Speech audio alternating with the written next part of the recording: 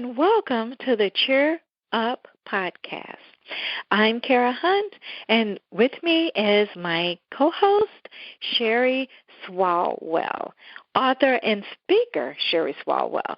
And today we're going to be talking about some of the books that she has authored. So how are you doing this morning, Sherry? I am doing fantastic. I am so excited to be in this series, this reading series, and that we get to continue it into August, too. I am just, I love talking about books. I love when other people want to talk about books with me. I'll talk about books. I'll talk about coffee. I'll share my coffee. It just makes my day. Books and coffee, right? Yeah. Just go together. I like tea, too, but for some reason, there's just something about sharing coffee with other people. I know. And I like coffee. I like it a lot, too much. But me and caffeine aren't necessarily always friends. So sometimes I'll just have me, it's more like books and herbal tea, you know. Well, hey, I have something for you. I'm going to plug Christopher Bean because they have the biggest selection I have found of decaf coffee flavors. Oh, my goodness. I am actually drinking today white chocolate raspberry, but they also have a blueberry crumble. They have a butter pecan. They have a butterscotch brownie, I think. They have, like your normal flavors like French vanilla and hazelnut and things like that. Mm-hmm. They have an apple cinnamon French toast. All of these are decaf. Christopher Bean.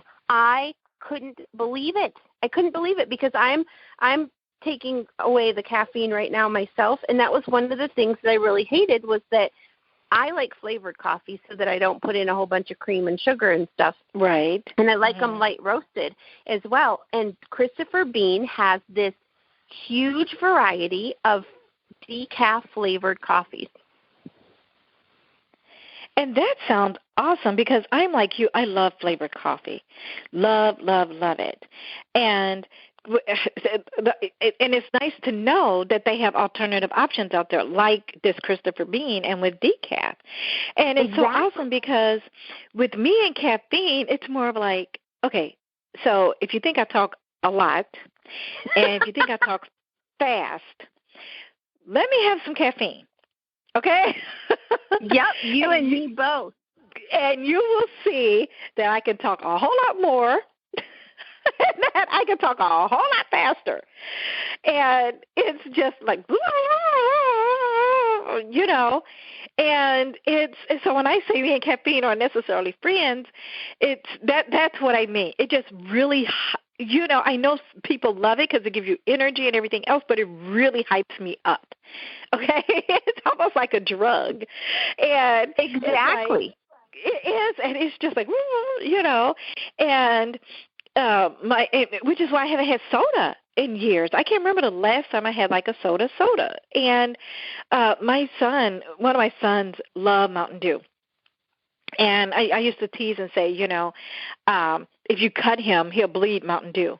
Okay? Because he drinks so much of it. Him and my sister, they would love and it's the caffeine kick that they get out of it is what they love. Mm-hmm, and I remember the last time I tried a Mountain Dew or something like that. And then I guess now I hear that they have a super high caffeinated Mountain Dew or something. Oh, yeah. I think I saw something out there about that, too. Yeah, and I'm going, oh, my goodness, I would have been back on the regular Mountain Dew, and now they've upped it. Exactly. It's like, I don't know how these people do it. I honestly do not.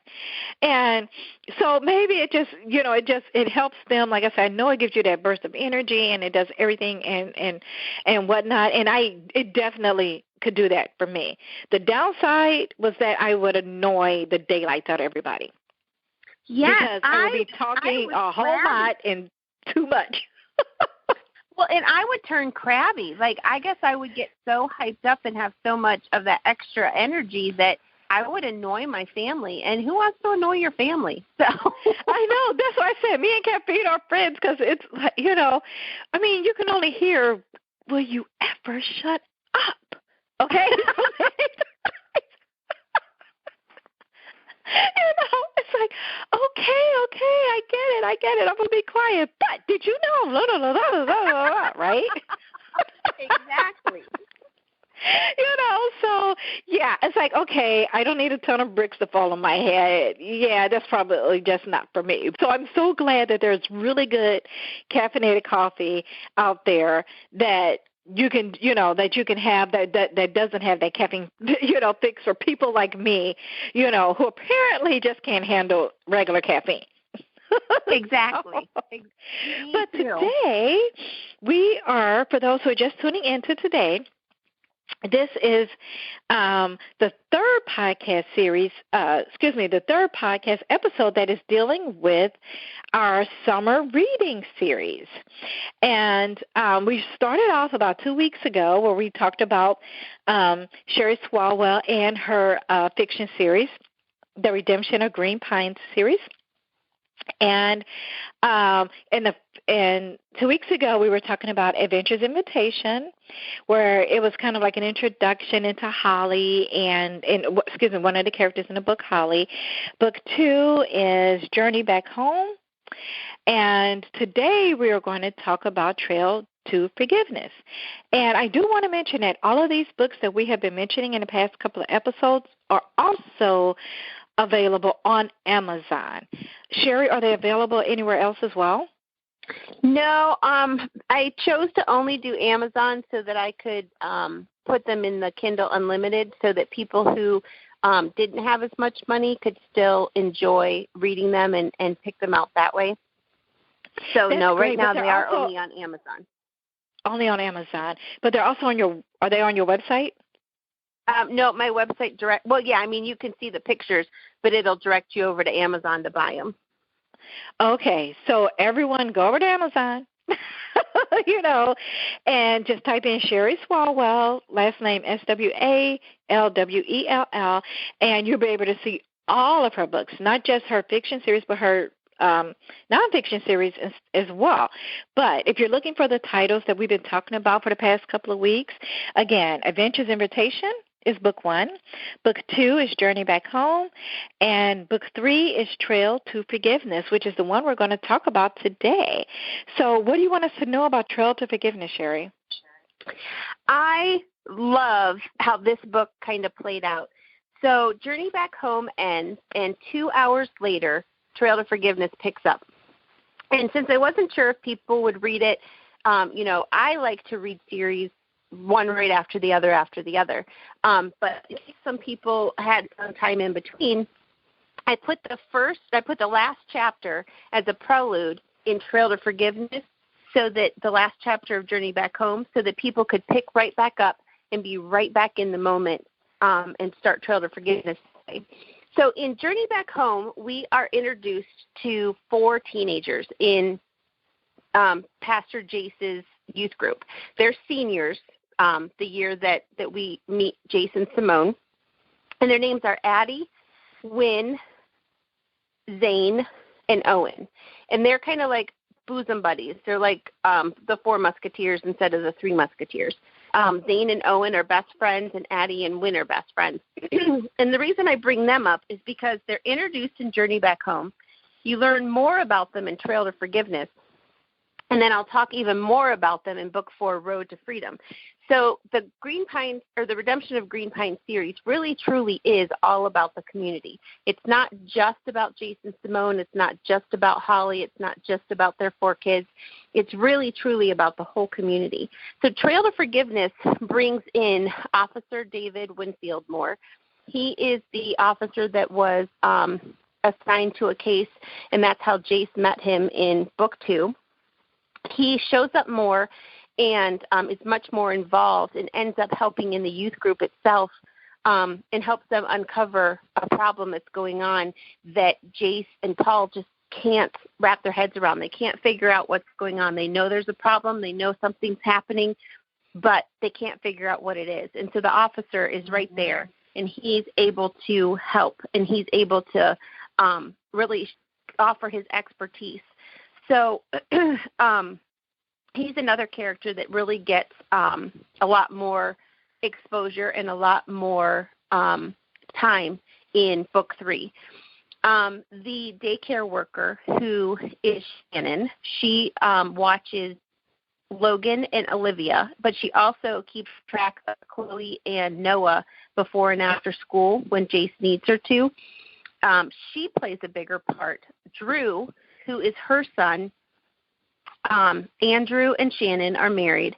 Shannon is the daycare worker, and Andrew works a different job. And so Drew is their son, and Noah and Drew are best friends. And there is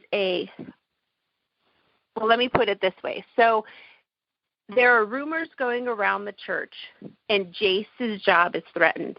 So you have the element of the adults going on, but at the same exact time, you have an element with the kids going on as well.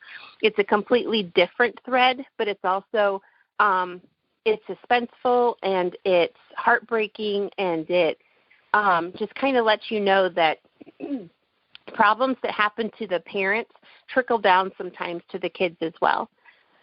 There's some funny parts in this book too, some lighthearted moments to help kind of break the monotony of the heavy, serious topics. But the main element, the main thread, the main theme of the book is forgiveness. It's Jace learning how to forgive the church, Jace learning how to forgive his boss, Shannon having to forgive, Noah having to forgive, Drew having to forgive.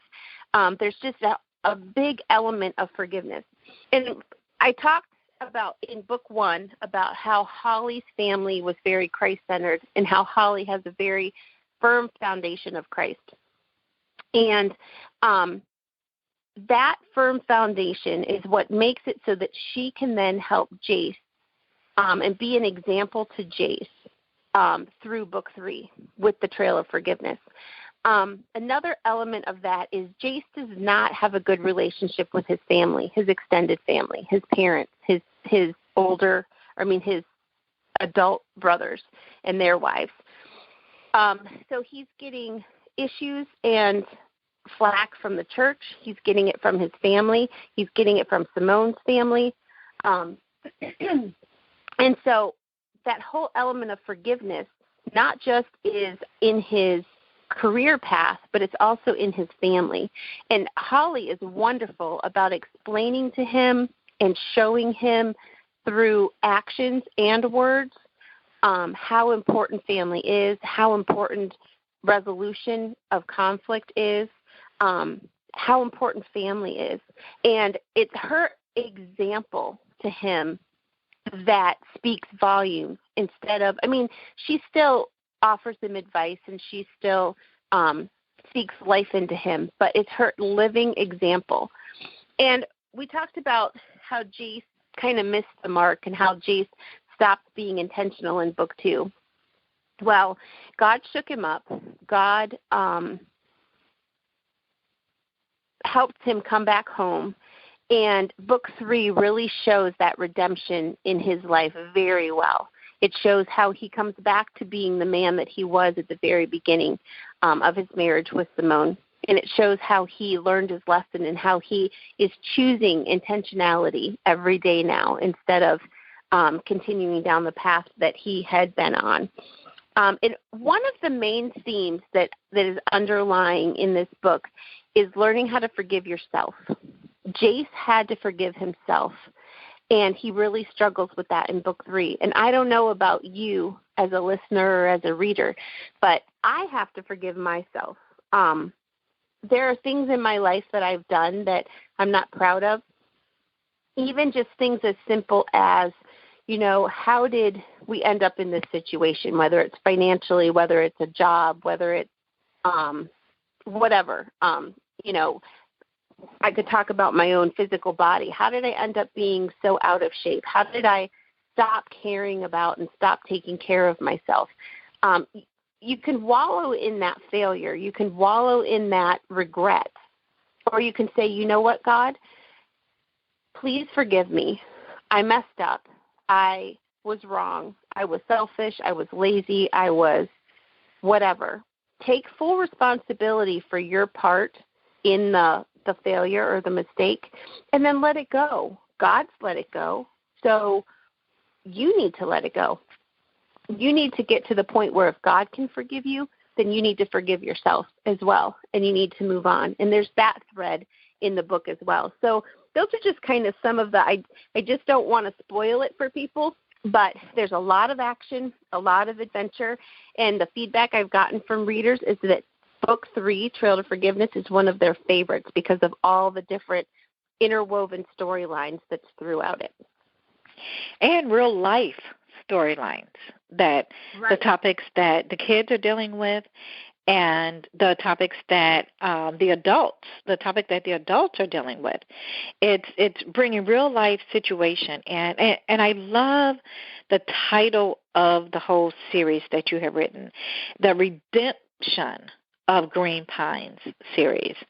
And it's like you said before, it's a community. It's a book about a community. It may start off with Holly and Jace and Simone and everything else, but like you say, it just kind of just trickles in all these other different characters as the books go along. It's about the community. It's about the church. It's about the families. It's about, the school-age children and everything. It's like a redemption of a town, basically. One person, one church, one ministry, one family at a time. And so I love that title.